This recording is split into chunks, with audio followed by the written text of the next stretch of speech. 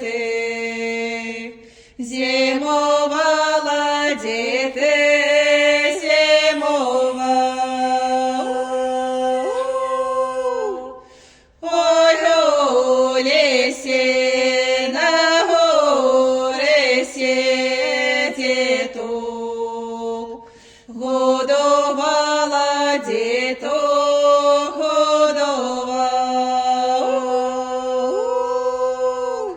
Як вивіла нитку, як вивіла нитку, то й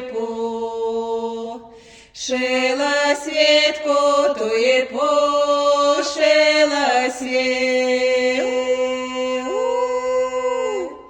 Як вивіла другу, як вивіла другу, то й пошила шубу, то й пошила шубу. А третю напрала, а третю напрала весну.